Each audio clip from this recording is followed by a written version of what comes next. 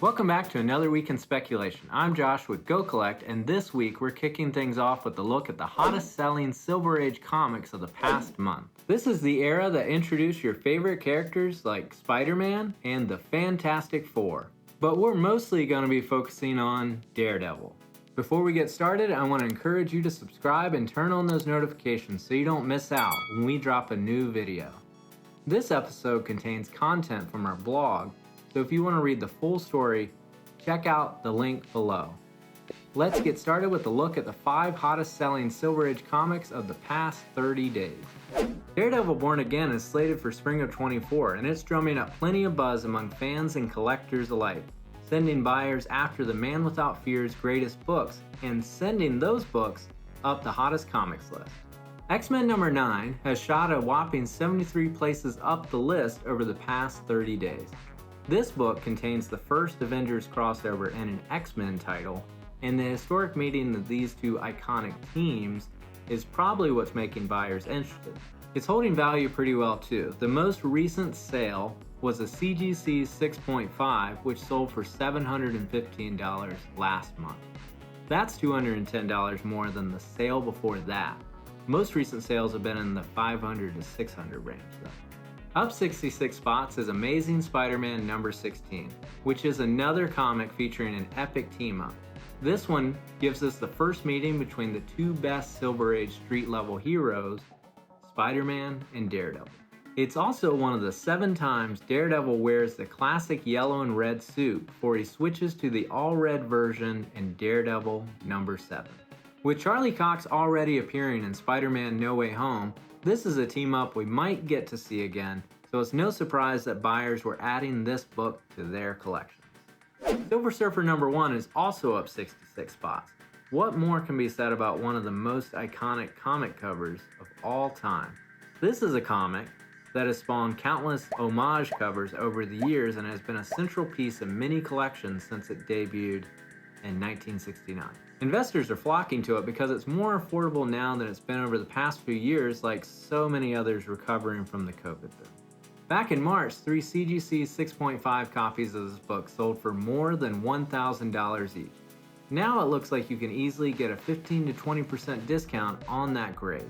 The first appearance of Mysterio was caught collectors' eyes, sending Amazing Spider-Man number 13 up 52 places on the list. Steve Ditko's classic cover doesn't need a movie boost. It's one of the most recognizable covers in all of Spidey's history. But with the volatile sales and plenty of swing in the market, buyers are jumping on the opportunity to get a good deal. So answer me this, why does the first appearance of Matt Murdock in Daredevil number 1 fall so far behind other Marvel first appearances? Not just talking about price, but in popularity as well. Daredevil is a solid early Silver Age first appearance and has been on a steady climb over the last 3 years. We've all been waiting for Daredevil's starring premiere in the MCU, and this is a book that still has room to explode. Let's look at the CGC 3.5. At the beginning of 2023, there were 4 straight sales of more than $3,000 for this book, and since March, sales have not cracked $2,880. There's a lot riding on Daredevil's shoulders. Which of his comics do you see hitting the hottest comics list next month? In celebration of GoCollect's brand new magazine price guide, we're looking at a magazine near and dear to many of our hearts, Nintendo Power. The series was a childhood staple for many gamers, but there's more to the magazine than just nostalgia. When you see the prices graded copies are bringing in, you'll wish you hoarded every issue. Kids of the 80s and 90s have been called the video game generation, and for good reason. Arcade games exploded in the 70s, leading to the creation of the home console. The Magnavox Odyssey system launched in 1972, but the real game changer was the Atari 2600, which was released in the United States in 1977. Atari would reign supreme until the dreaded video game crash of 1983.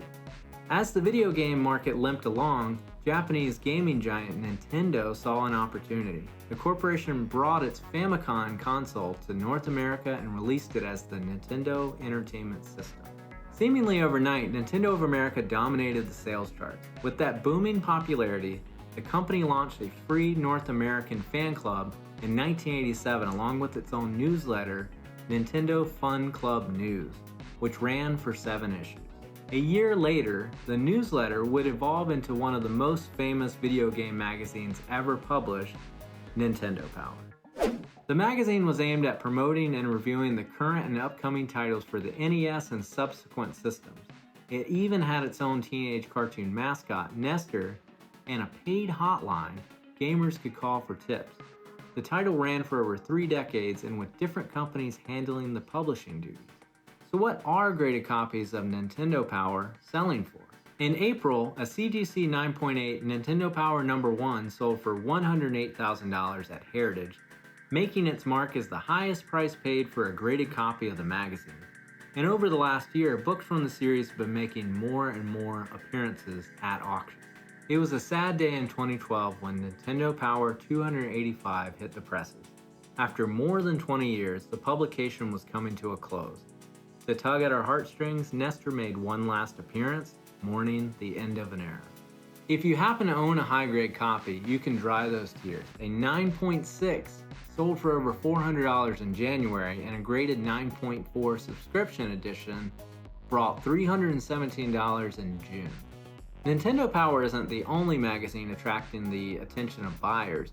Graded copies of Wizard, Playboy, and Sports Illustrated are seeing new highs set daily. In fact, on August 20th, a CGC 9.8 Michael Jordan Sports Illustrated set a new all-time record.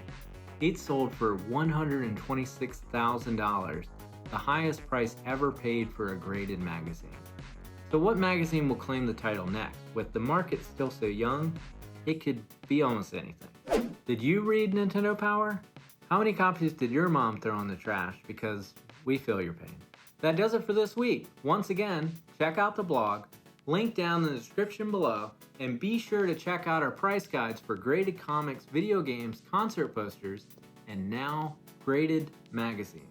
Thanks so much for tuning in to another Week in Spec. Don't forget to like and subscribe so you don't miss another video.